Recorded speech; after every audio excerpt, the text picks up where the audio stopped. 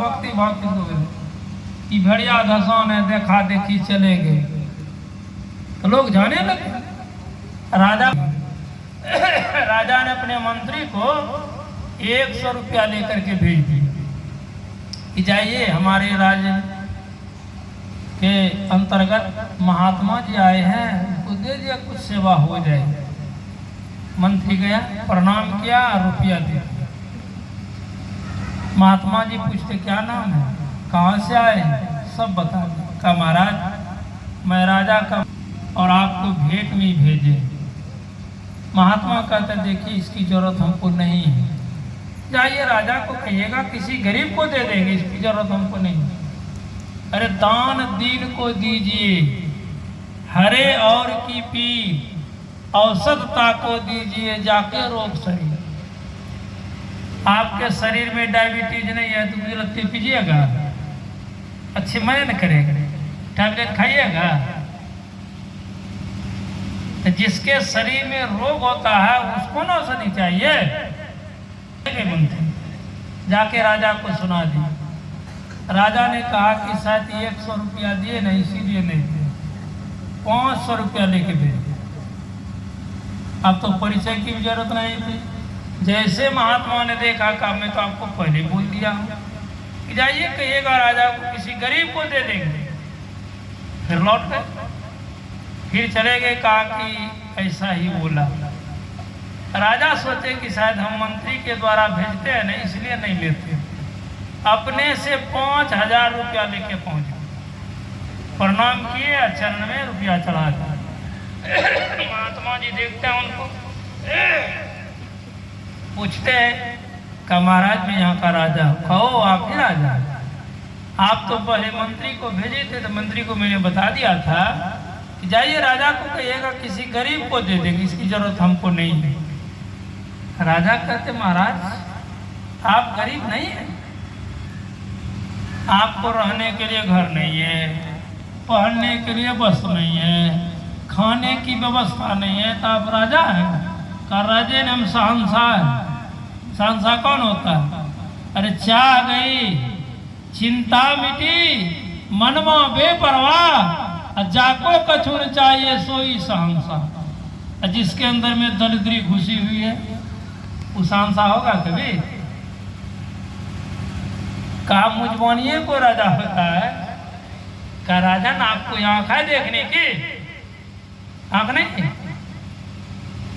जितनी हमारी इंद्रियां है वो हमारी सेना है।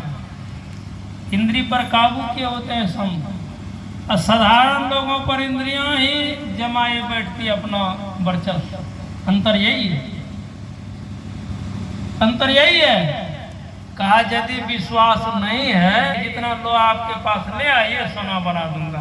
तो लोभ किसको नहीं होता? भले आप लोगों को लोभ नहीं होगा, लेकिन मैं देखता हूँ कि हमसे बेसी लोभी कोई नहीं होगा। सबको लोभ होता है। जाओ 10 20 50 भये तो हो 1000 तो लाख मांगेगी। यदि इससे कोई कटे होंगे तो हमको कह दीजिएगा, हम बात लौटा देंगे। लोभ हो गया, चला गया राजा। रात में भोजनोपरांत जब शयन कक्ष में गया तो याद आ गई। ओ महात्मा जी बोले थे कि जितना लोहा है मैं सोना बना दूं, यही तो मौका होगा। इस समय तो महात्मा के पास कोई नहीं होंगे। चल दिया वहां से उठ करके। महात्मा जी ध्यानस्थ थे, जो अच्छे और सच्चे वो रात में जग जग करके ध्यान करते। जो अच्छे सत्संगी होते हैं, साधक होते हैं, जब संसार के लोग, गांव घर परिवार के लोग सो जाते हैं तो वो उठ के ध्यान करते हैं। ये इसकी पहचान है।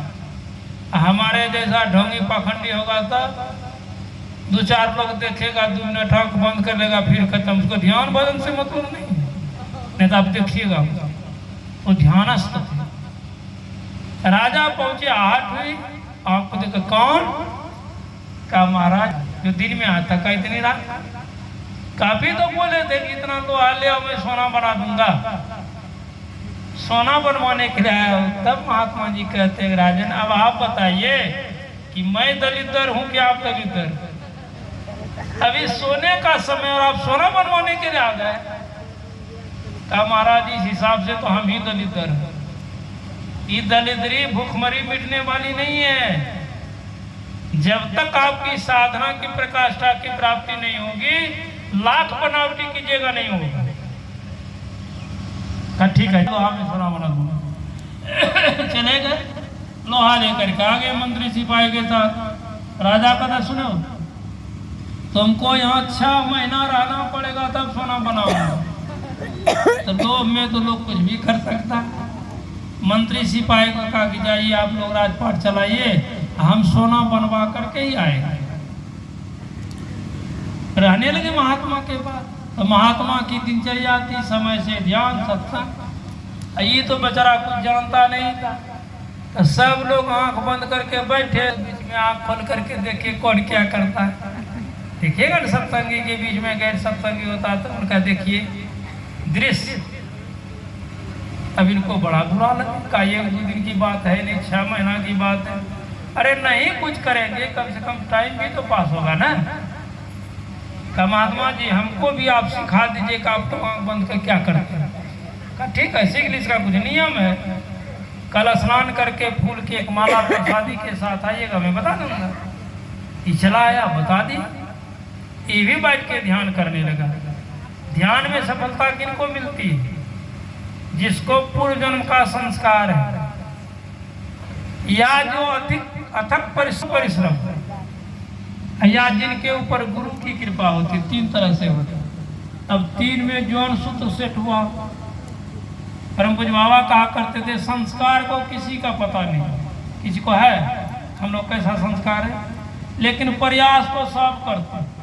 ठौना में दर्द है फिर भी दांत खींच करके बैठते हैं, प्रयास है ना। लेकिन सफलता किनको मिलती है? जिनके ऊपर गुरु की कृपा होती है।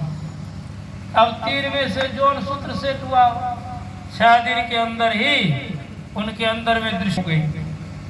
मन तो उनका सुहाना।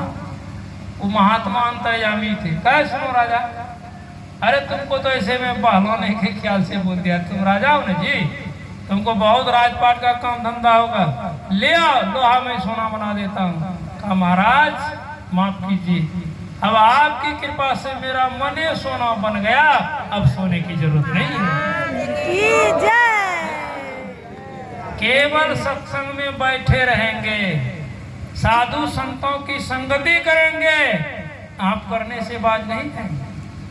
आ जाएगा दुनिया के तरफ आप नहीं जाएंगे। भगवान बुद्ध के समय की बात है।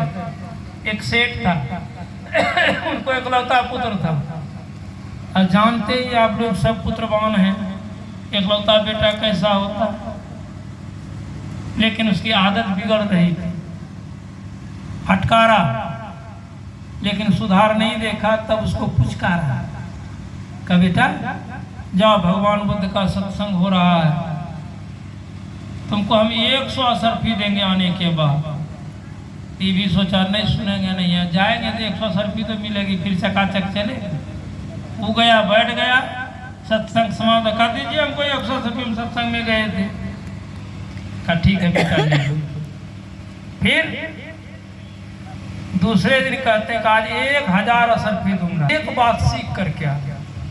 अब सीखने के लिए कैसे सुनना पड़ेगा? हम लोगों के जैसे औरों का सुनना छोड़ करके जो सुनना होता है, मनोयोग पूर्वक सुनने लगा। उसी क्रम में भगवान बुद्ध ने कहा ये संसार नश्वर है, ये दुनिया नश्वर है, इस साथ में जाने वाला नहीं। ये बात उसके अंदर में घर कर, सत्संग खत्म हुआ गया।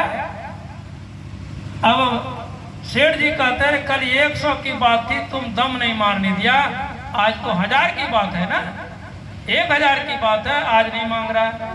कहा पिताजी भगवान बुद्ध की कृपा से मेरा मन हो गया सोना, इसलिए अब हमको नहीं चाहिए, जीवन सफल धन हो गया। इसलिए एक भी बात सुनेंगे, जीवन में उतारेंगे तो परम कल्याण होगा। बातें बहुत है, गाड़ी मंच की ओर आ रही है, हम लोग उठ करके स्वागत करें। बोलिए श्री सद्गुरु।